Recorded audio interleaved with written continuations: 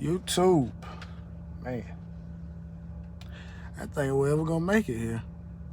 It was it was about 3 different routes I could have took. I always like to take the most familiar route to me, especially if I feel like that I'm kind of in a time crunch. I like to go with familiar routes. So the route that I really wanted to go on was I wanted to go all the way back because I was in Houston, so I wanted to ride 10 all the way back over to Lake Charles and get on 171, which is the highway that this place that I'm at is on. But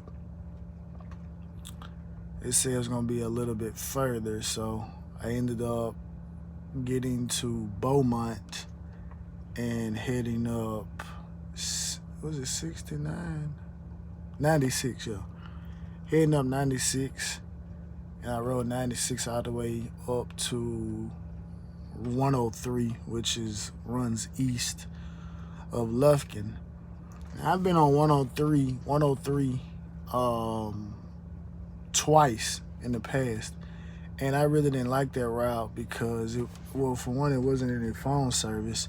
And then, like, they just have a bridge. Like, I want to say that bridge is probably,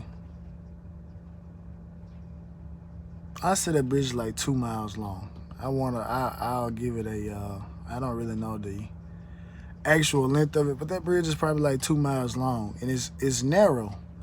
It like goes over, I don't know what the body of water is, but anyway, it's separating Louisiana and Texas along the East Texas and West Louisiana. So that bridge separates it back there on 103. So, and this is a completely different look than what I saw down in Houston, because it's snow. Like, you can see like the little snow on the ground and stuff. And so as I was coming over here, I'm just like, man, it's a lot of snow out here. You know, it must have snowed pretty good around here last night. But you know, ultimately, I didn't get to get any snow last night, obviously. But I'm kind of glad I didn't. But it's interesting nonetheless to see that it did snow.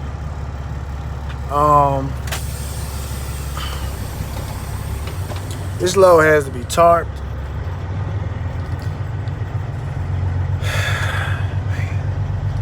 I really don't feel like tarping anything, but it's not up to me.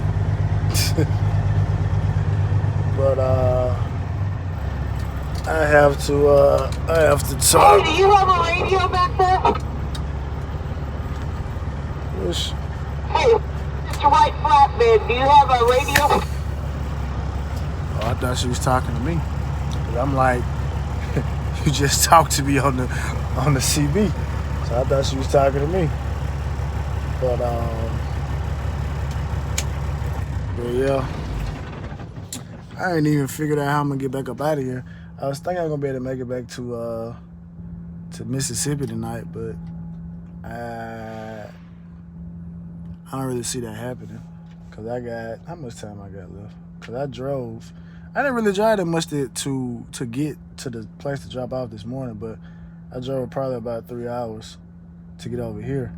So yeah, I have 5 hours and 55 minutes left. So nah, I'm not gonna make it. And then I got Shreveport to the north. I got Lake Charles to the south. So I don't really know. My best bet as far as getting somewhere to park is not good on either front.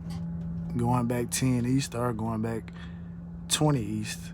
Like, it's bad. And I literally got like 500 miles to go on this load.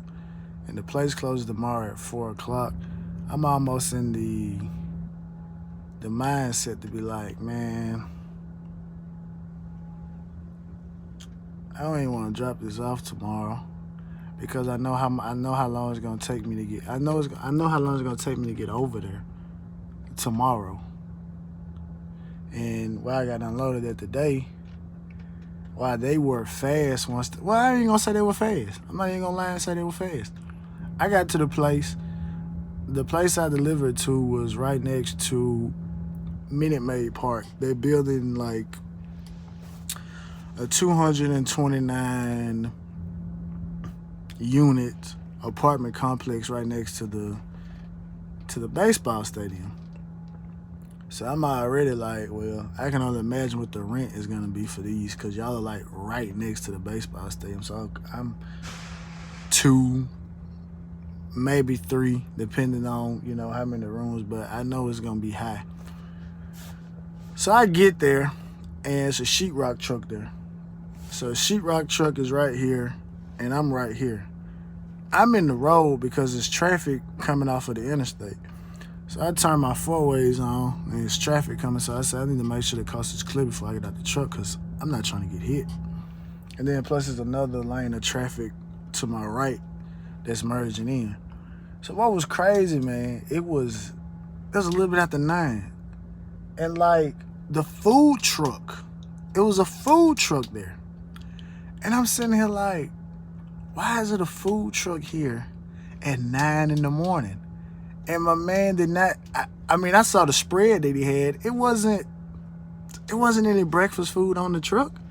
But I told my wife what I thought was real interesting, because I had never seen a food truck. I'm from the country. We don't have food trucks. Like, a food truck to see a food truck in the country, and I'm not talking about somebody that just posted up somewhere every day. I'm talking about an actual food truck that actually drives and drops off. It's like seeing a unicorn in the country. So he had like the ice. The ice was like out front, almost kind of like if you go somewhere you buying like some fresh fish, how they had a fish sitting on the ice. So like he had the drinks in the ice like that. So like you just go up and get it almost like you're reaching in a cooler. And I thought that was, cool. He kind of dressed down, had his hater blockers on, and jacket, scarf, some ripped jeans, and some I don't know what type of shoes they was, but anyway, had all kind of rings on his finger. This is a Mexican cat now, I'm like, this is what the stereotypical brother looks like. But so he did all that, and I ain't get nothing, cause I wasn't hungry. I don't like eating breakfast. And so I thought that was weird, and I like crazy that the food truck was there, that, at that particular time. I can understand the aspect if, you know what I'm saying, he was there at like 7 or 8. But anyway, so I had to sit in the road for a while till they pulled me in, and I'm sitting here like, I'm thinking, okay, I told the guys I wanted to back in, because I don't like backing back across traffic, even if I do have a spotter. I don't like backing back across traffic. But I was like, I'm not gonna be able to back across traffic. So then I was like, because at first I wanted to make a left to where I seen the sheetrock truck and back in that way. I was like, I don't have enough room to do that. And so like it was like a big 3-lane like in front of me, where you had a big right turning lane, you had 2 lanes to go forward. So I said, well, maybe if I can snake it to the right and get it, I can get the trailer, I can point it back in there. I was like, no, I might not have enough room to do that. And then with the truck, because they pulled the sheetrock truck in before me, and they wanted me to park right beside him. So I was like, nah, I don't want to do that. So I just ended up swinging way out to the left and just pulling in there and getting unloaded and stuff like that. And so I don't know if they took a break while they were unloading me, but somebody came up and was like, where did the guy go that was unloading you? And I'm sitting, because I'm in my phone, and I'm like, I didn't know they had left. You telling me something I didn't know. I didn't know they had left. And I told the guy, I said, I don't know where they went.